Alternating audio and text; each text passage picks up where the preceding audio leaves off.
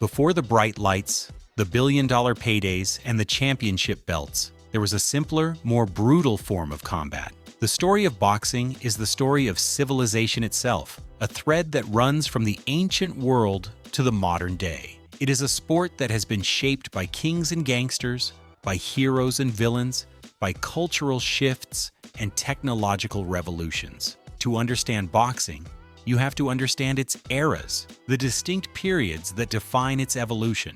Today we're explaining every major era of boxing, from the bare-knuckle brawls of the 18th century to the global spectacle of the 21st. This is the complete history of the sweet science, the bare-knuckle era, the brutal beginnings. The story of modern boxing begins in the gritty, unregulated world of 18th century England. This was the bare-knuckle era, a time when fights were raw, brutal, and often lasted for hours. The first recognized champion of this era was James Figg, who claimed the title in 1719. Fights in this era had no rounds, no time limits, and very few rules. They were often held in secret locations to avoid the authorities, and they were a popular form of entertainment for all social classes. The sport was chaotic and dangerous, with eye-gouging, wrestling, and other forms of foul play being common. It was in this era that the first set of rules, known as the Broughton's Rules, were introduced in 1743 by champion Jack Broughton. These rules brought a semblance of order to the sport, banning some of the most egregious fouls and introducing the concept of a 30-second down. This was the first step in the long journey of transforming a brutal brawl into a legitimate sport. The London Prize Ring Rules era, a step towards civilization.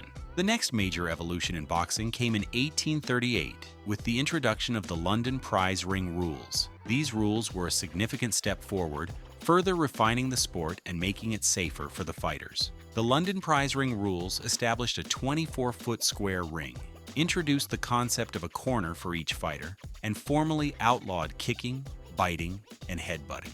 The most significant change, however, was the rule that a fighter who was knocked down had to rise within 30 seconds to continue. This rule, combined with the introduction of a formal ring, helped to create a more structured and organized sport. This era also saw the rise of some of the first international boxing stars, such as the American fighter Tom Heyer and the English champion Tom Sayers. Their transatlantic showdown in 1860 was one of the first truly international sporting events, capturing the imagination of the public on both sides of the Atlantic. The Queensberry Era, the birth of modern boxing. The most significant turning point in boxing history came in 1867 with the introduction of the Marquis of Queensberry Rules. These rules, which are still the basis of modern boxing, were a radical departure from the past. The Queensberry Rules mandated the use of padded gloves, established the 3-minute round, and introduced the 10-second count for a knockdown. These changes had a profound impact on the sport. The introduction of gloves made the sport less bloody and more palatable to a wider audience. The 3-minute round and the 10-second count created a more dynamic and exciting sport, with a greater emphasis on skill, speed, and strategy. This era saw the rise of the first truly modern boxing stars, such as the legendary John L. Sullivan, who was the last of the great bare-knuckle champions and the first of the great gloved champions. The Queensberry era marked the end of the old, brutal form of boxing and the beginning of the sweet science as we know it today. The Golden Age, the rise of the American hero. The early 20th century is often referred to as the Golden Age of boxing, a time when the sport exploded in popularity in the United States. This era was defined by the rise of legendary champions who became national heroes. The first great champion of this era was Jack Johnson,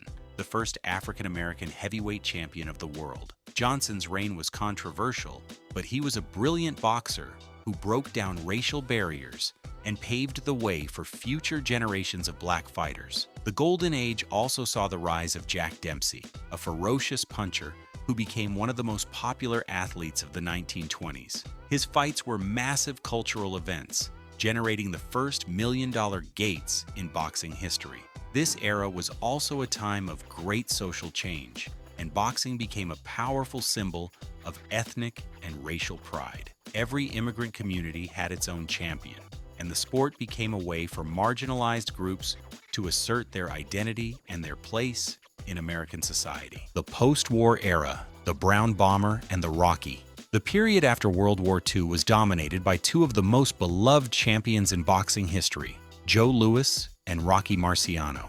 Joe Louis, known as the Brown Bomber, was a symbol of American patriotism and a hero to both black and white Americans. He held the heavyweight title for a record 12 years, and his fights against the German champion Max Schmeling were seen as a battle between democracy and fascism. Louis was a masterful boxer with a powerful punch, and he became one of the most respected athletes of his time. After Louis retired, the heavyweight division was dominated by Rocky Marciano, the only heavyweight champion to retire with an undefeated record. Marciano was a relentless, brawling fighter with incredible punching power and an iron chin. He was a hero to the Italian-American community, and his never-say-die attitude captured the imagination of the public. The post-war era was a time of great optimism and prosperity in America, and Louis and Marciano were the perfect champions for their time. The Muhammad Ali era, the greatest of all time. The 1960s and 70s were dominated by one man, Muhammad Ali. Ali was more than just a boxer. He was a cultural icon, a political activist, and one of the most charismatic and influential figures of the 20th century. He revolutionized the heavyweight division with his incredible speed, his dazzling footwork, and his unorthodox style. He floated like a butterfly and stung like a bee, and his fights were works of art. But Ali's impact went far beyond the ring. His decision to convert to Islam, his refusal to be drafted into the Vietnam War, and his outspoken views on race and politics made him a controversial and polarizing figure. He was stripped of his title and banned from boxing for 3 years, but he returned to the ring and reclaimed his championship, cementing his status as a hero to millions around the world. The Ali era was a time of great social and political upheaval, and Ali was the perfect champion to reflect the changing times. The Four Kings era, a golden age of the middleweights. While Muhammad Ali dominated the heavyweight division, the 1980s saw a golden age in the middleweight division, with 4 legendary fighters who would go down in history as the Four Kings: Sugar Ray Leonard, Marvin Hagler, Thomas Hearns, and Roberto Duran. These 4 fighters were all-time greats who engaged in a series of epic battles that are still talked about today. They were all complete fighters, with a combination of skill, power, and heart that made their fights must-see events. The rivalry between these 4 men was intense, and their fights were some of the most exciting and dramatic in boxing history. The Four Kings era is a reminder that boxing is not just about the heavyweights, and that some of the greatest fights in history have taken place in the lighter weight classes. The Mike Tyson era, the return of the knockout artist. The late 1980s saw the rise of a new kind of heavyweight champion, Mike Tyson. Tyson was a force of nature, a ferocious puncher who knocked out his opponents with terrifying speed and power. He brought a level of excitement and danger back to the heavyweight division that had been missing since the days of Muhammad Ali.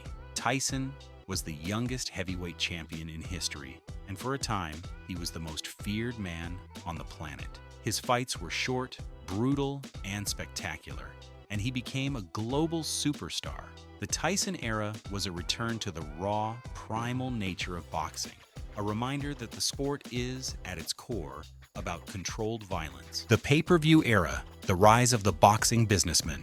The 1990s and 2000s saw the rise of the pay-per-view model, which transformed boxing into a multi-billion-dollar industry. This era was dominated by fighters who were not just great athletes, but also savvy businessmen.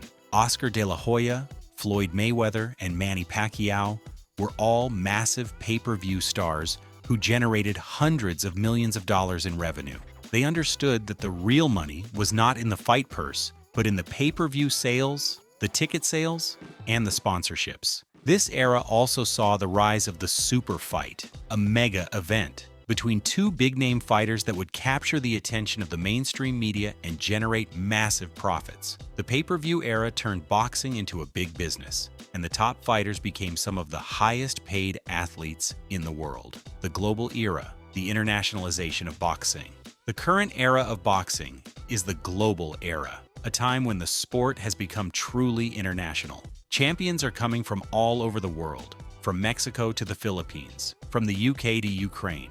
The rise of the internet and social media has made it possible for fighters to build a global fan base, and the sport is more popular than ever in many parts of the world. This era is also defined by the rise of multiple promotions and sanctioning bodies, which has created a fragmented and often confusing landscape for fans. But it is also a time of great opportunity, with more fighters from more countries than ever before having a chance to compete at the highest level.